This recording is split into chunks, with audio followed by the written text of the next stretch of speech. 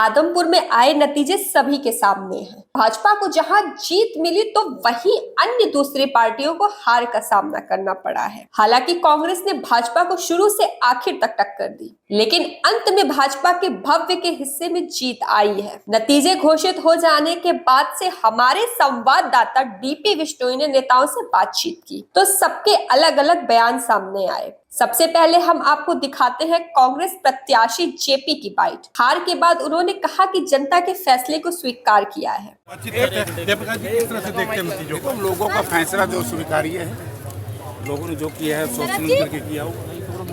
कहीं उम्मीद थी आपको कि इस तरह से शिकस्त मिलेगी? नहीं, ऐसी उम्मीद नहीं थी, लेकिन उम्मीद तो जो लोगों ने निर्णय लिया वो स्वीकार है। तो अब किस तरह से आगे आदमपुर में ही रहेंगे या कलायत जाएंगे? आदमपुर में रहूंगा। 2024 का चुनाव आदमपुर से ही लड़ूंगा। कलायत से मेरा बेटा लड़ेगा। जेपी जी, आज से तैयारी को लेकर क्या कहना है आपका? किस वजह से जो है ये आ रही है? बिश्नोई की जीत यहाँ पे नजर आ रही है, क्या कहेंगे? तो जीत हो रही है तो जीत तो गए। हार का कारण क्या लगता है आपको? हार का कारण? हार का कारण क्या है? तो लोगों का फैसला है। कोई कांग्रेस की फूट वोट सभी नेता नहीं आ पाए कांग्रेस ना सारे नेता यहाँ क्या करते हैं, जितने काफी लोग यहाँ। हमारे संवाददाता ने आम आदमी पार्टी के प्रत्याशी सत्येंद्र कुमार से भी मैंडेट को लेकर बातचीत की। उन्होंने कहा कि जनता के फैसले को स्वीकार करते हैं और उन्होंने भाजपा पर निशाना साधते हुए कहा कि भाजपा ध्रुवीकरण की राजनीति करने में कामयाब रही। इलेक्शंस में सिंगल नहीं चलता। सर, क्या कहना चाहेंगे? क्या जो रुझान है? देखिए, मतदाताओं ने जो फैसला किया, लोकतंत्र में वो सहमत है, परंतु जिस विषय को लेकर, जिस उद्देश्य को लेकर आम आदमी पार्टी चली थी, शिक्षा को, स्वास्थ्य को, मूलभूत सुविधाओं को, लगता है भारतीय जनता पार्टी और कांग्रेस ने उनकी बजाय ध्रुवीकरण की राजनीति को, धर्म और जाति की राजनीति को कहीं ना कहीं उसके ऊपर चुनाव करवाने में सक्षम हो पाए।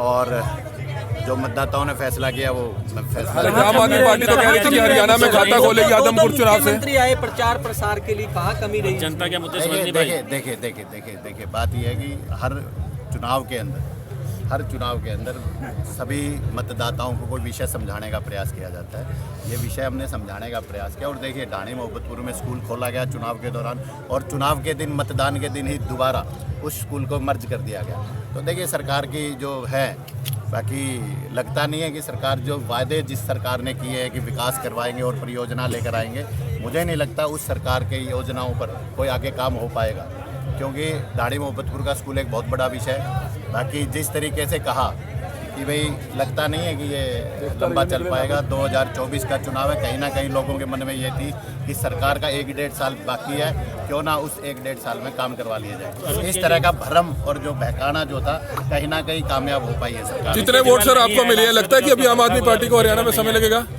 देखिए, नेता के आने से और कई बार क्योंकि वो गुजरात में इतनी बड़ी त्रासदी हो गई थी, तो इसलिए वो मानवीय संवेदनाओं को, राजनीति की बजाय मानवीय संवेदनाओं को सर्वोपरि माना आम आदमी पार्टी ने और वही रहा।